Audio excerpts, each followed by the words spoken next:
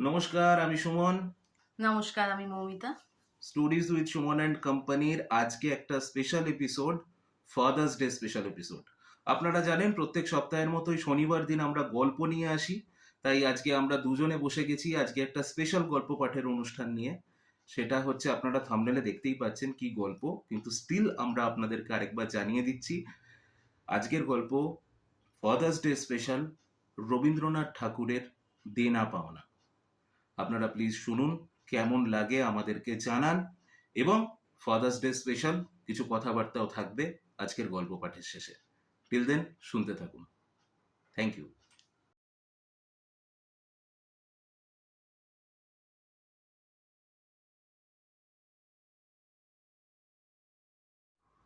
তাহলে ডিরেক্ট গল্প পাঠেই ঢোকা যাক। 5 ছেলের পর যখন এক কন্যা জন্মালো, তখন বাপ মায়ে অনেক আদর করে তার নাম রাখলো নিরুপমা।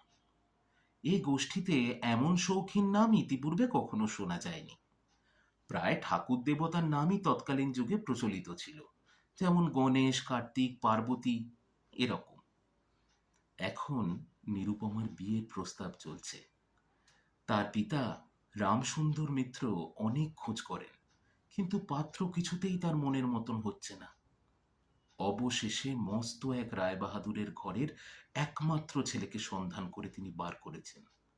উক্ত রায়বাহাদুরের পৈতৃক বিষয় আশয় যদিও অনেক হ্রাস পেয়ে এসছে, কিন্তু বনেদি ঘর তো বটে। বর পক্ষ থেকে 10,000 টাকা পণ এবং বহুল দান সামগ্রী চেয়ে বসল। রামসুন্দর কিছুমাত্র বিবেচনা না করে তাতেই সম্মত হলেন। এমন পাত্র কোনো মতে হাতছাড়া করা যায় না। এদিকে কিছুতেই টাকার জোগাড় আর হয় না। বাঁধা দিয়ে বিক্রয় করে অনেক চেষ্টাতেও 1,000-6,000 টাকা বাকি রইল। এদিকে বিবাহের দিন নিকট হয়ে আসছে। অবশেষে বিবাহের দিন উপস্থিত হলো। নিতান্ত অতিরিক্ত সুদে একজন বাকি টাকাটা ধার দিতে স্বীকার করেছিল, কিন্তু সময়কালে সে উপস্থিত হলো না। বিবাহ সভায় একটা তুমুল গোলযোগ বেঁধে গেল। রামসুন্দর বাবু আমাদের রায়বাহাদুরের হাতে পায়ে ধরে বললেন, "হে, শুভ কাজটা সম্পন্ন হয়ে যাক রায়বাহাদুর মশাই। আমি আমি নিশ্চয়ই টাকাটা শোধ করে দেব।" রায়বাহাদুর মশাই বললেন, হুম হুম, টাকা হাতে না পেলে বর সভাস্ত করা তো যাবে না।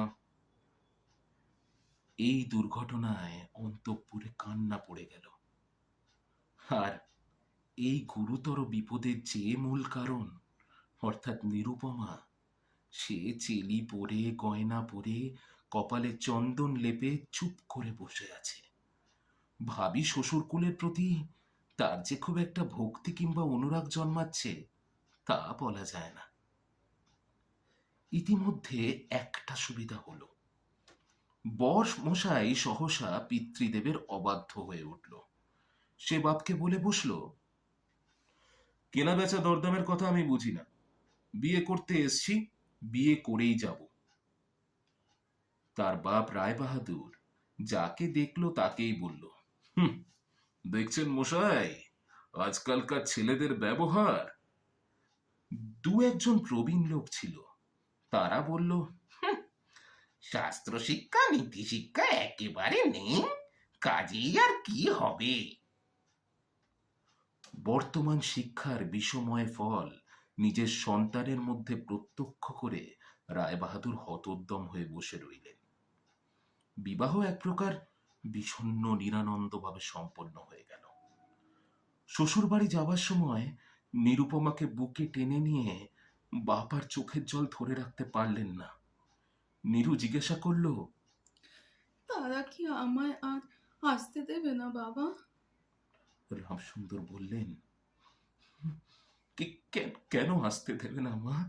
কেন আসতে দেবে না? আমি তোমাকে নিয়ে আসবো তো।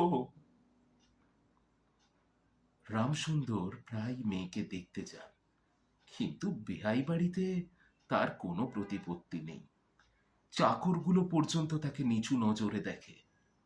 অন্তঃপুরের বাইরে একটা স্বতন্ত্র ঘরে 5 মিনিটের জন্য কোনোদিন বা মেয়েকে দেখতে পান, কোনোদিন বা দেখতে পান না। কুটুম্ব গৃহে এমন করে অপমান তো আর সহ্য করা যায় না। রামসুন্দর স্থির করলেন যেমন করেই হোক টাকাটা তাকে শোধ করে দিতেই হবে। কিন্তু যে ঋণভার কাঁধে চেপেছে তারই ভার সামলানো দুঃসাধ্য। খরচপত্রের অত্যন্ত টানাটানি চলছে। পাওনাদারদের দৃষ্টিপথ এড়াবার জন্য সর্বদাই নানারূপ হীন কৌশল অবলম্বন করতে হচ্ছে। এদিকে শ্বশুর বাড়িতে উঠতে বসতে মেয়েকে খোঁটা লাগানো হচ্ছে। পিতৃগৃহের নিন্দে শুনে ঘরে দৌড় দিয়ে অশ্রু বিসর্জন নিরুপমার নিত্যক্রিয়ার মধ্যে হয়ে দাঁড়িয়েছে। বিশেষত শাশুড়ির আক্রোশ যেন কিছুতেই মেটে না। কেউ যদি বলে, আহা, কি শ্রী! বউয়ের মুখখানি দেখলে চোখ জুড়ায় যায় গো। শাশুড়ি ঝংকার দিয়ে তৎক্ষণাৎ বলে ওঠেন, শ্রী তো ভারী, যেমন ঘরের মেয়ে তেমনি শ্রী। এমনকি বউয়ের খাওয়া পরারও যত্ন হয় না। যদি কোনো দয়া পরতন্ত্র প্রতিবেশিনী কোনো ত্রুটির উল্লেখ করে, শাশুড়ি বলে, ঢের হয়েছে। অর্থাৎ বাপ যদি পুরো দাম দিত তো মেয়ে পুরো যত্ন পেত। সকলেই এমন ভাব দেখায় যেন বধূর এখানে কোনো অধিকার নেই, সে ফাঁকি দিয়ে প্রবেশ করেছে। বোধহয় কন্যার এই সকল অনাদর অপমানের কথা বাপের কানেও গিয়ে থাকবে। তাই রামসুন্দর অবশেষে বসত বাড়ি বিক্রয়ের চেষ্টা করতে লাগলেন। কিন্তু ছেলেদের যে গৃহহীন করতে বসেছেন সে কথা তাদের নিকট থেকে গোপন রাখলেন। স্থির করেছিলেন বাড়ি বিক্রয় করে সেই বাড়ি ভাড়া নিয়ে বাস করবেন।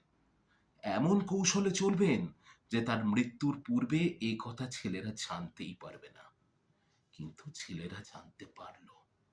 তারা সকলে এসে কেঁদে পড়ল।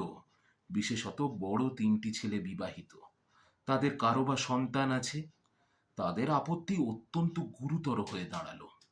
বাড়ি বিক্রয় স্থগিত হলো। তখন রামসুন্দর নানা স্থান থেকে বিস্তর সুদে অল্প অল্প করে টাকা ধার করতে লাগলেন। এমন হলো যে সংসারের খরচ আর চলে না। নীরু বাপের মুখ দেখে সব বুঝতে পারল। বৃদ্ধের বক্ষ কেশে শুষ্ক মুখে সদা সংকুচিত ভাবে দৈন্য দুশ্চিন্তা প্রকাশ হয়ে পড়ল। মেয়ের কাছে যখন বাপ অপরাধী, তখন সে অপরাধের অনুতাপ কি আর গোপন রাখা যায়? রামসুন্দর যখন বেহাই বাড়ির অনুমতিক্রমে ক্ষণকালের জন্য কন্যার সাক্ষাৎ লাভ করতেন, তখন বাপের বুক যে কেমন করে ফাটে তা তার মুখের হাসি দেখেই টের পাওয়া যেত।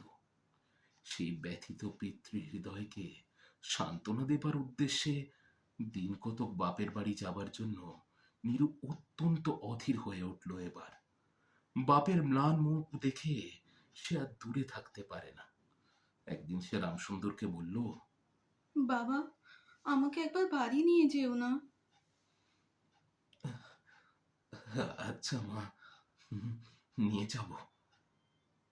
কিন্তু তার কোনো জোর নেই।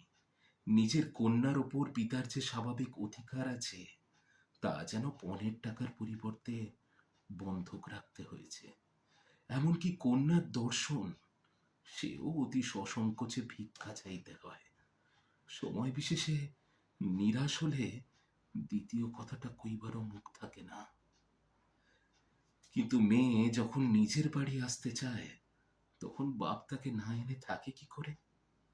তাই বেআইয়ের নিকট সে সম্বন্ধে সে দরখাস্ত পেশ করবার আগে রামসুন্দর যে কত হীনতা, কত অপমান, কত ক্ষতি স্বীকার করে 3,000 টাকা সংগ্রহ করেছিলেন, সে ইতিহাস আজকে গোপন থাকাই ভালো। নোট কখানি রুমালে জড়িয়ে চাদরে বেঁধে রামসুন্দর বেআইয়ের নিকট গিয়ে বসলেন। প্রথমে হাসি মুখে পাড়ার খবর পাড়লেন। যেমন, কি হয়েছে জানেন, এই হরে কৃষ্ণর বাড়িতে একটা মস্ত চুরি হয়ে গেল, সে কি চুরি আপনাকে আর কি বলবো। তার আদ্যোপান্ত বিবরণ বললেন। তারপর নবীন মাধব ও রাধা মাধব দুই ভাইয়ের তুলনা করে বিদ্যা বুদ্ধি ও স্বভাব সম্বন্ধে রাধা মাধবের সুখ্যাতি ও নবীন মাধবের নিন্দে করলেন। শহরে কি একটা যেন ব্যামো এসছে সে সম্বন্ধেও অনেক আজগুবি আলোচনা করলেন। হে, আমি তো শুনলাম এই শহরে নাকি একটা কি কঠিন ব্যামো এসছে, অনেক লোক তো মারাও গেছে। এ আপনি কিছু শুনলেন নাকি? হ্যাঁ, এইসব আজগুবি আলোচনা করে অবশেষে হুঁকোটি নামিয়ে রেখে কথায় কথায় বললেন, বেআই মশাই, এই সেই টাকাটা অনেক দিন বাকি আছে বটে। রোজই মনে করি আহ, যাচ্ছি এমনি হাতে করে কিছু নিয়ে যাই, কিন্তু সময়কালে মনে থাকে না। আরে, বুড়ো হয়ে পড়েছি তো। এমনি একটা দীর্ঘ ভূমিকা করে পাঁজরের তিনখানা অস্থির মতো সেই তিনখানি নোট যেন অতি সহজে অতি অবহেলে বার করলেন।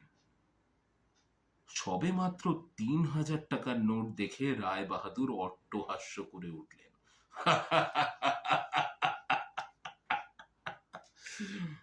ওফ, মশাই, থাক থাক থাক, ওতে আমার কোনো কাজ নেই।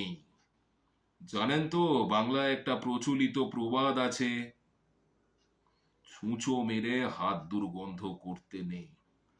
থাক থাক। এই ঘটনার পর মেয়েকে বাড়ি আনবার প্রস্তাব কারো মুখে কি আসে? কেবল রামসুন্দর ভাবলেন, সে সকল কুটুম্বিতার সংকোচ আমাকে আর শোভা পায় না। মর্মাহত ভাবে অনেকক্ষণ চুপ করে থেকে অবশেষে মৃদু স্বরে কথাটা পারলেন। রায়বাহাদুর কোনো কারণ মাত্র উল্লেখ না করে বললেন, কি, মেয়েকে বাড়ি নিয়ে যাবেন? হুঁ, কিন্তু সেটা এখন হচ্ছে না, আমার বাড়িতে কিছু কাজ আছে। এই বলে কর্মোপলক্ষে স্থানান্তরে চলে গেলেন। রামসুন্দর মেয়ের কাছে মুখ না দেখে কম্পিত হাতে কয়েকখানা নোট চাদরের প্রান্তে বেঁধে বাড়ি ফিরে গেলেন। মনে মনে প্রতিজ্ঞা করলেন, যতদিন না সমস্ত টাকা শোধ করে দিয়ে অসংকোচে কন্যার ওপর দাবি করতে পারবেন ততদিন আর বেহাই বাড়ি যাবেন না। বহুদিন গেল, নিরুপমা লোকের ওপর লোক পাঠায়, কিন্তু বাপের দেখা মেলে না। অবশেষে অভিমান করে সে লোক পাঠানো বন্ধ করল। তখন রামসুন্দরের মনে বড় আঘাত লাগলো, কিন্তু তাও তিনি গেলেন না। আশ্বিন মাস এলো। রামসুন্দর বললেন, এবারে পুজোর সময় আমি আমার মাকে ঘরে আনবই, না হলে আমি অন্য জল স্পর্শ করব না। পঞ্চমী কি ষষ্ঠীর দিনে আবার চাদরের প্রান্তে গুটি কতক নোট বেঁধে রামসুন্দর যাত্রার উদ্যোগ করলেন। 5 বছরের এক নাতি এসে বলল, দাদা, ও দাদা, আমার জন্য গাই কিনতে যাচ্ছি। বহুদিন হইতে তার ঠেলা গাড়িতে চড়ে হাওয়া খাবার শখ হয়েছে, কিন্তু কিছুতেই তা মিটতে পারছে না। 6 বছরের এক নাতনি এসে সরোদনে বলল, পুজোর নিমন্ত্রণে যাবার মতো তার একখানাও ভালো কাপড় নেই। রামসুন্দর এটা জানতেন এবং সে সম্বন্ধে তামাক খেতে খেতে বৃদ্ধ অনেক চিন্তাও করেছিলেন। রায় বাহাদুরের বাড়িতে যখন পুজোর নিমন্ত্রণ হবে তখন তার বধূগণকে অতি যৎসামান্য অলঙ্কারে অনুগ্রহ পাত্র দরিদ্রের মতো রায় বাহাদুরের বাড়ি যেতে হবে। এই কথা স্মরণ করে রামসুন্দর অনেক দীর্ঘশ্বাস ফেলেছেন, কিন্তু তাতে তার ললাটের বার্ধক্য রেখা গভীরতর অঙ্কিত হওয়া ছাড়া আর কোনো ফল হয়নি। দৈন পীড়িত গৃহের ক্রন্ধন ধ্বনি নিয়ে বৃদ্ধ তার বেহাই বাড়িতে প্রবেশ করলেন। আজ তার সে সংকোচ ভাব নেই। দ্বাররক্ষী ও ভৃত্যদের মুখের প্রতি সে সচকিত সলজ্জ দৃষ্টিপাত দূর হয়ে গেছে, যেন তিনি তার নিজের বাড়িতেই প্রবেশ করলেন। শুনলেন রায় বাহাদুর ঘরে নেই, কিছুক্ষণ অপেক্ষা করতে হবে। মনের উচ্ছ্বাস সংবরণ করতে না পেরে রামসুন্দর কন্যার সাথে সাক্ষাৎ করলেন। আনন্দে তার দু চোখ দিয়ে জল পড়তে লাগলো। বাপও কাঁদে, মেয়েও কাঁদে, দুজনে কেউ আর কথা বলতে পারে না। এমন করে কিছুক্ষণ গেল। তারপর রামসুন্দর বললেন, এবারে তোকে নিয়ে যাচ্ছি মা, তোকে নিয়ে যাচ্ছি। আর কোনো গোলযোগ হবে না রে, কোনো গোলযোগ হবে না। এমন সময় রামসুন্দরের জ্যেষ্ঠ পুত্র হরমোহন আর তার দুটো ছোট ছেলে সঙ্গে নিয়ে এসে সহসা সেই ঘরেই প্রবেশ করল। তারপর হরমোহন তার পিতা রামসুন্দরকে বলল, বাবা, আমাদের তবে এবারে পথে ভাসালে, হ্যাঁ? রামসুন্দর সহসা অগ্নিমূর্তি হয়ে বললেন, হ্যাঁ, তোদের জন্য কি আমি নরকগামী হব রে? আমাকে তোরা সত্য পালন করতে দিবি না? রামসুন্দর বাড়ি বিক্রয় করে বসে আছেন। ছেলেরা কিছুতেই জানতে পারেনি এরকম ব্যবস্থাও তিনি করেছিলেন। কিন্তু এখন জানা গেল যে তারা জেনেছে, এবং সেটা দেখে না জানি কেন রামসুন্দর অত্যন্ত রুষ্ট ও বিরক্ত হয়ে উঠলেন। তার নাতি তার দুই হাঁটু সবলে জড়িয়ে ধরে মুখ তুলে বলল, দাদা, ও দাদা, আমাকে গাই কিনে দিলে না? নথশির রামসুন্দরের কাছে বালক কোনো উত্তর না পেয়ে নীরুর কাছে গিয়ে বলল, পিছিমা, ও পিছিমা, আমাকে একখানা গাই কিনে দিবেন? নিরুপমা সমস্ত ব্যাপার বুঝতে পেরে বলল, বাবা, তুমি যদি আর এক পয়সা আমার শ্বশুরকে দাও, তাহলে আর তোমার মেয়েকে দেখতে পাবে না, এই গা ছুঁয়ে প্রতিজ্ঞা করলুম। ছি মা, অমন কথা বলিস না। আর এই টাকাটা যদি আমি না দিতে পারি, তাহলে তো তোর বাপের অপমান রে, তোরও তো অপমান। টাকা যদি দাও তবেই অপমান। তোমার মেয়ের কি কোনো মর্যাদা নেই? আমি কি কেবল টাকা থলি? যতক্ষণ টাকা আছে ততক্ষণ আমার দাম। না বাবা, এ টাকা তুমি আমাকে দিয়ে অপমান করো না। তাছাড়া আমার স্বামী তো এ টাকা চান না, বলো। তাহলে তো তোকে যেতে দেবে না রে মা, যেতে দেবে না। না দেয় তো কি করবে বলো বাবা? তুমিও আর নিয়ে যেতে চেও না। রামসুন্দর কম্পিত হাতে নোট বাঁধা চাদরটি কাঁধে তুলে আবার চোরের মতো সকলের দৃষ্টি এড়িয়ে বাড়ি ফিরে গেলেন।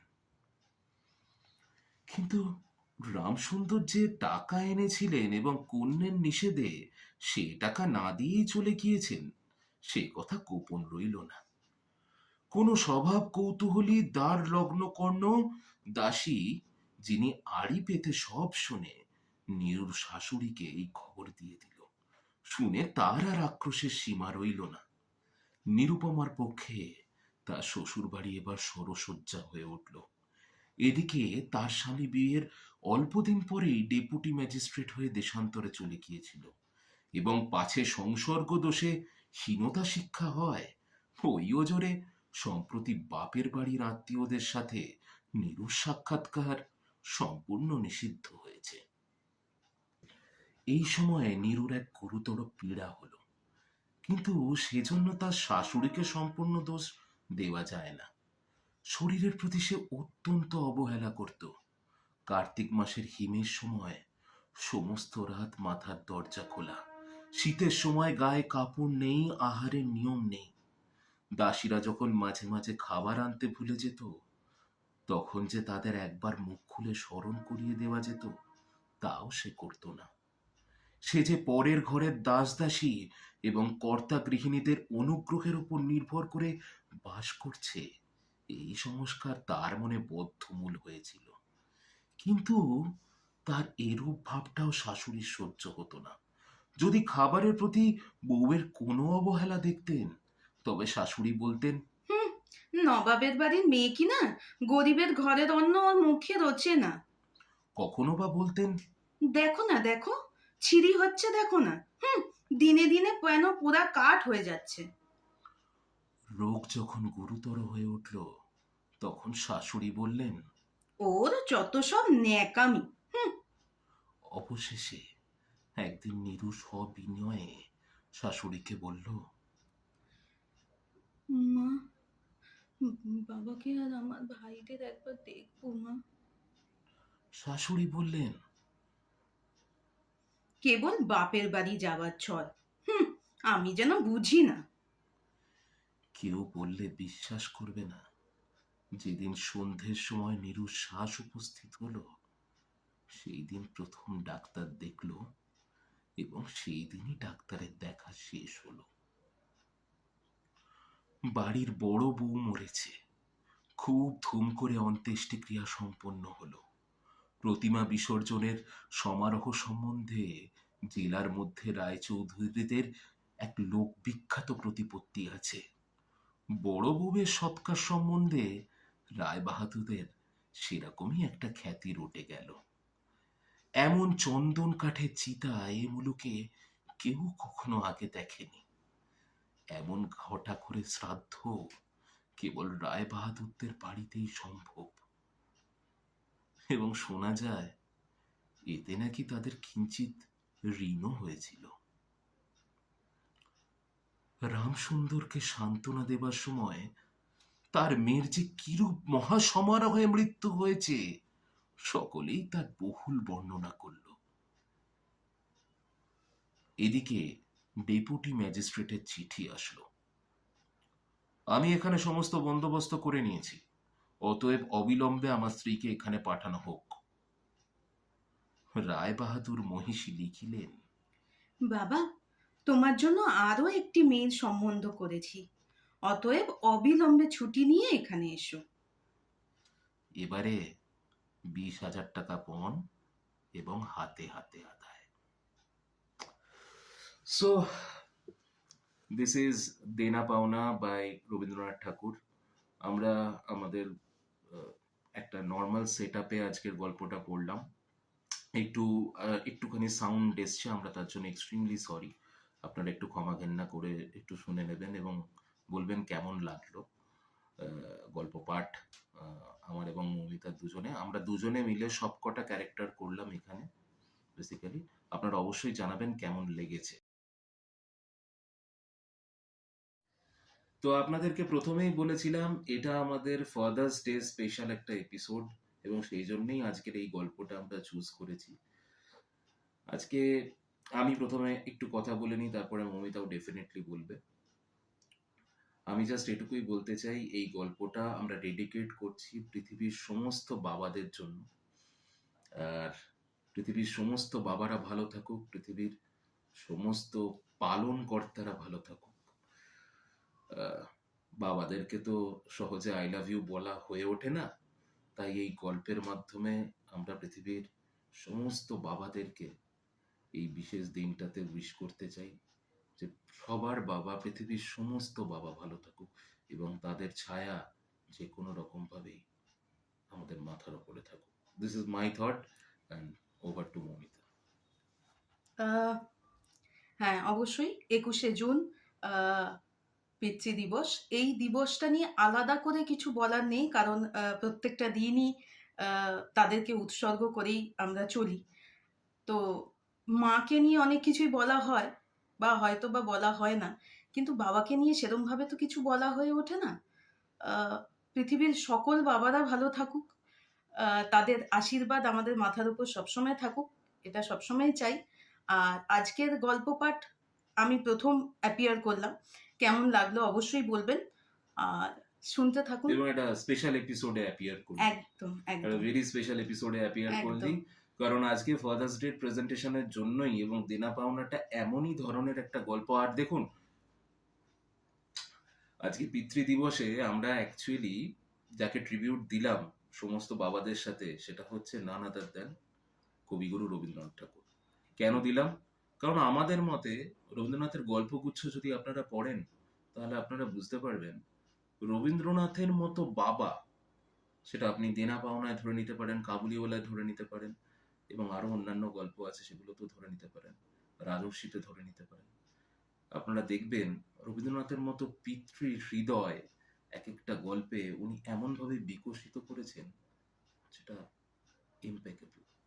এটুকুই বলতে পারি, পৃথিবীর সমস্ত বাবারা ভালো থাকুক। পালন কর্তা, আমার কাছে শ্রী বিষ্ণুও পালন কর্তা নন, বাবারা আমাদের পালন কর্তা। পৃথিবীর সব বাবারা ভালো থাকুন। আফটার অল, এই নোটে stories with Suman and company আজকে এই স্পেশাল এপিসোড থেকে আপনাদের কাছে বিদায় চাইছি। আপনারা গল্পটা শুনবেন, কেমন লাগলো আমাদেরকে ডেফিনেটলি কমেন্ট করে জানাবেন। আর আমরা বুধবার দিন নতুন অবশ্যই একটা ভিডিও বুধবার দিনকে আমরা নতুন এপিসোড শুরু করেছি। তার জন্য আপনাদের প্রত্যেককে অসংখ্য ধন্যবাদ, কারণ আপনারা তার সেই এপিসোডে আমাদের সাথে আছেন, প্রচুর ভালোবাসা দিয়েছেন, এবং আমরা চাইবো যে আপনারা এরমভাবেই আমাদের সাথে থাকুন। সেই নোটেই আজকে শেষ করব। তো শনিবার দিন আপনারা যেমন গল্প শুনছেন সেরকমই গল্প শুনতে পাবেন, যেমন আজকের গল্প। বুধবার দিন আসছি নতুন আরেকটা এপিসোড নিয়ে, আর পরবর্তী শনিবারে আবার একটা গল্প নিয়ে। থ্যাংক ইউ সো মাচ, সবাই ভালো থাকবেন, শুভরাত্রি, এনজয় ইট, থ্যাংক ইউ, নমস্কার।